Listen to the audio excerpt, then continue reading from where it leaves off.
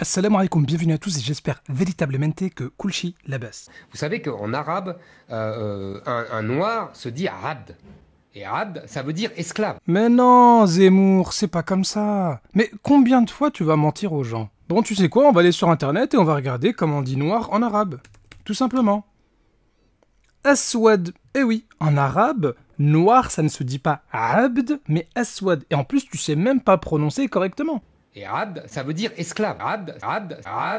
Alors, ça veut rien dire du tout. C'est abd. Le dal, il a même pas prononcé. Non mais Zemmour, d'habitude, tu mens mieux que ça. Tu sais même pas prononcer le mot abd. Et en plus, tu as reconnu toi-même que tu ne parlais pas l'arabe. Non, moi je parle pas arabe. Donc si tu ne parles pas arabe, et je pense que tout le monde a vu que tu ne parlais pas arabe, t'avais pas besoin de le dire, eh ben tais-toi. Bon, peut-être que le dictionnaire ne suffit pas pour Zemmour, donc on va regarder ce que dit le Coran par rapport au mot abd. Alors déjà, abd, il a plusieurs sens. Il a le sens de esclave, mais aussi le sens de serviteur d'Allah. Regardons par exemple Sourate 19, verset 93. Allah nous dit que le jour dernier, on va tous venir en tant que serviteurs, en tant que abd. Ça veut dire qu'on va tous devenir noirs selon Zemmour.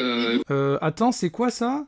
Nuh, Jésus, Mohammed, alayhim as-salatu wassalam, parmi les plus grands prophètes, ils sont appelés abd. Donc selon l'argument de Zemmour, les noirs seraient appelés abd dans la langue arabe. Bah finalement ce serait un honneur alors. Bah oui, selon sa logique, si abd c'est pour décrire les noirs, en fait ils sont comme les prophètes, comme Nuh, Jésus et Mohammed alayhim as-salatu wassalam. Donc en fait son argument se retourne contre lui. Non, moi je parle pas arabe. Ensuite c'est quoi ça? Alors les enfants d'Israël ont été asservis.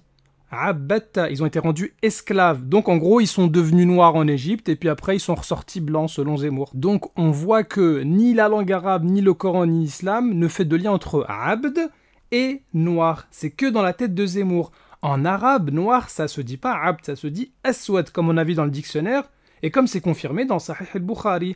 Un esclave noir.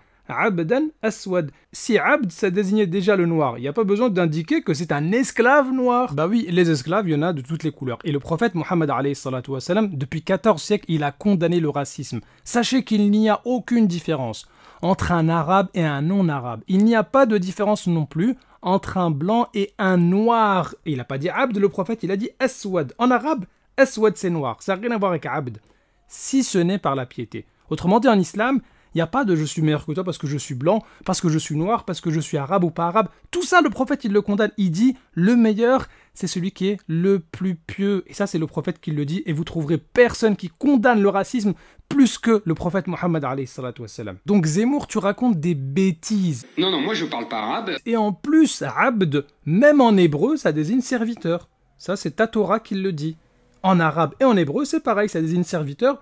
Rien à voir avec noir ou pas noir. Abraham avait des serviteurs. Est-ce que ça veut dire qu'il avait des noirs? Ça n'a aucun sens.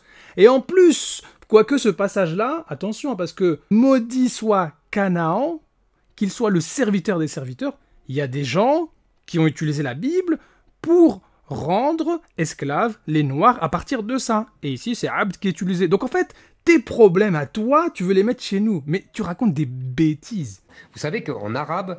Non, moi je parle pas arabe. Vous savez que... Je parle pas arabe.